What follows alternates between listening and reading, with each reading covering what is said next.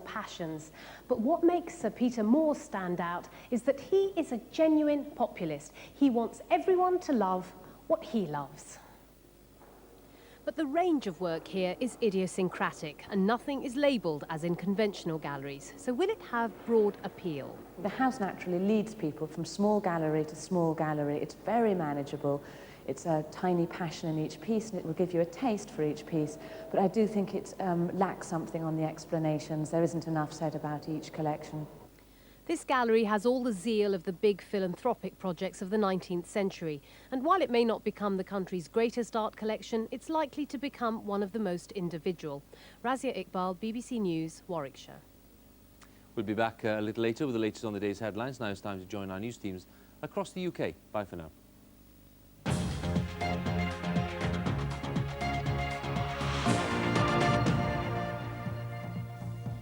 And good evening from Midlands today. I'm Michael Colley. As we've been hearing, Best Mate became a racing legend today after completing a hat-trick of Gold Cup wins at the Cheltenham Festival.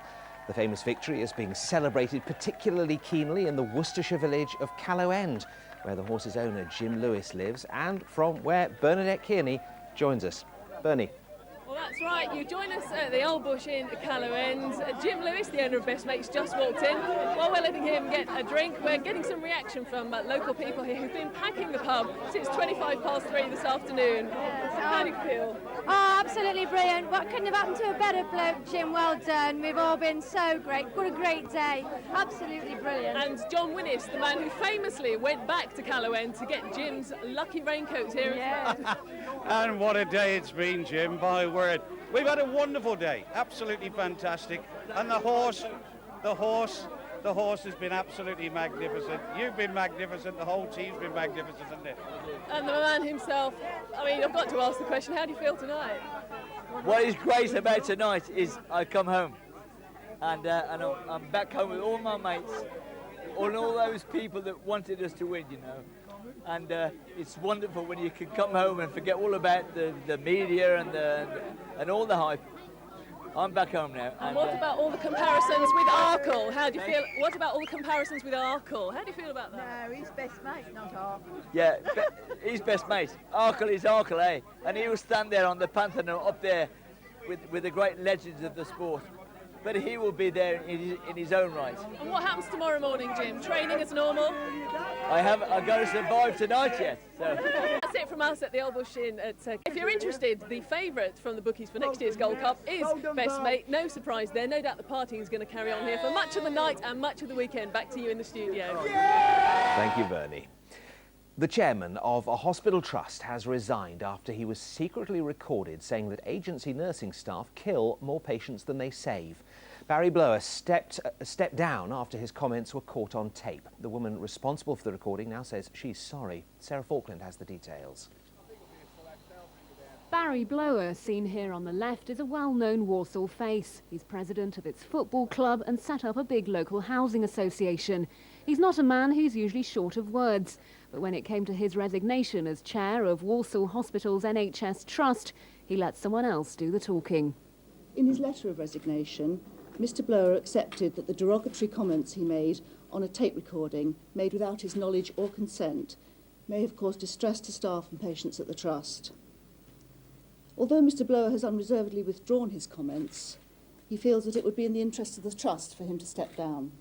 What he said was this: we try to get rid of these agency staff.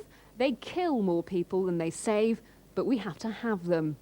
His words spread quickly round the hospital and incensed staff. They were absolutely appalled. Many of them have actually said that they will never work at Walsall hospitals again. The Royal College of Nursing has welcomed his resignation, but Tracy Davies, who made the recording, says he's wrong to step down. I'm really sorry. I mean, we didn't know that it was going to come to this, and I mean, you know, I can't imagine how he must be feeling. Full of deep regret is what he said in his statement. Sarah Falkland, BBC Midlands Today in Walsall. A man's threatening to sue the police after obtaining CCTV footage, which he says shows officers assaulting him in a busy city centre. He claims he had to take time off work after suffering bruising. Bob Hockenhull reports.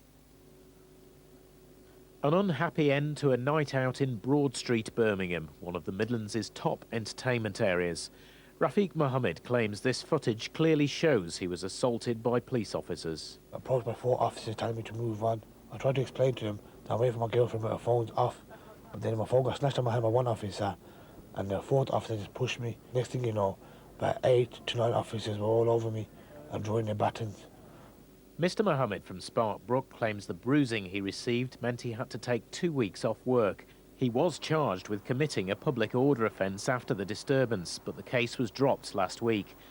As part of the case, the police provided the CCTV footage to Mr Mohammed's legal team.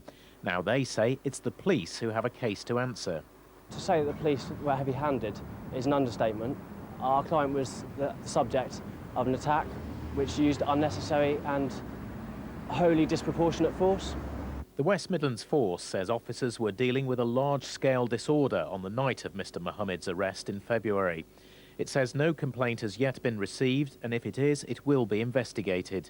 But Mr Mohammed wants a formal apology and is seriously considering legal action. Bob Hockenall, BBC Midlands Today, Birmingham.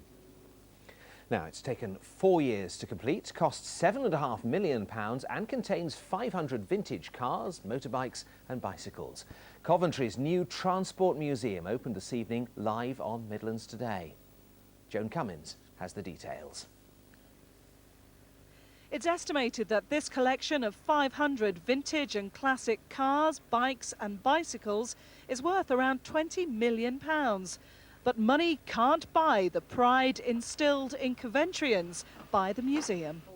It's history. It's history. If you do away with history, you've got nothing. Barry Mappison is Coventry born and bred. He represents a generation to whom the motor was more than just a car. I think everybody that lived in Coventry at one time or another worked at the Standard Motor Company. I myself may have been involved in the assembly of this car. But this 21st century museum is about more than just nostalgia. It also aims to inspire the next generation into considering transport options that could shape everyone's future. Bit of the Midlands history for the future. Now let's go back to Hugh Edwards in London. From the Midlands, have a good night.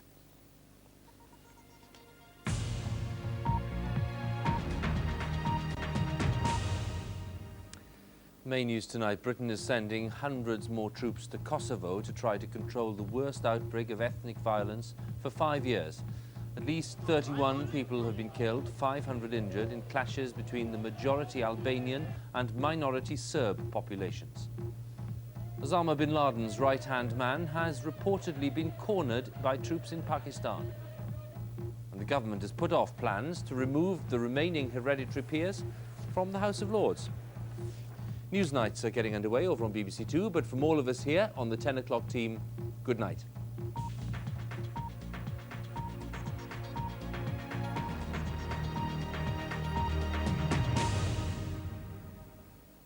After the terrorist train bomb attacks in Madrid, Jane Corbyn investigates who was responsible, how they did it, and evidence that a British target may be next. That's Panorama, Sunday at 10:15, here on BBC One. Hello there. Things are reasonably calm at the moment across the UK, but they're going to turn much wilder through the night tonight, and we're in for more heavy rain and in particular very strong winds through Friday and Saturday. As you can imagine, it's all brewing up out in the Atlantic. We've got two distinct areas of rather angry looking cloud. They're both areas of low pressure. The first one already marching in, bringing some rain to Southern Ireland, and that area of low pressure will zip right the way across the United Kingdom during the first half of Friday. So we'll start off pretty wet in the morning across Northern Ireland, Western England and Wales, and that rain soon spreading in across most areas during the morning. But almost as quickly as it arrives, the rain will clear away into the North Sea. So many places turning brighter as the day goes on. In fact, through the morning, I think the southwest will brighten up, as will Northern Ireland, although it'll probably be a pretty miserable rush hour here. Elsewhere, the rain also spreading in, snow up over the Scottish mountains. But the brighter weather will extend in across a good part of England and Wales, certainly through the afternoon. There'll be some sunshine to be had here. The rain taking until early afternoon before it clears from northeast England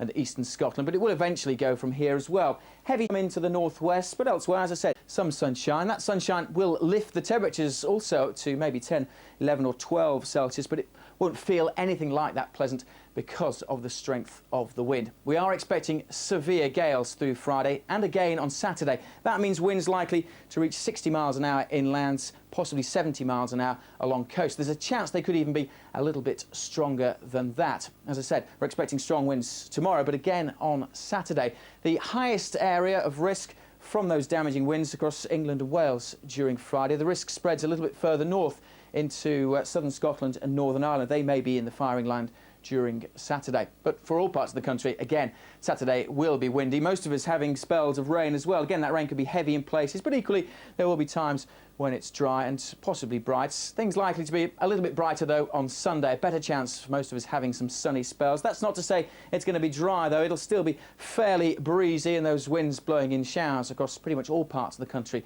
during Sunday. A mixture, again, of sunshine and showers into Monday, and signs that things will turn a little bit cooler into the start of next week, with the snow showers returning across the mountains of Scotland. If you're into skiing, you can join me later for a skiing forecast. Otherwise, keep up to date with all things weather on CFAX or the website. Goodbye.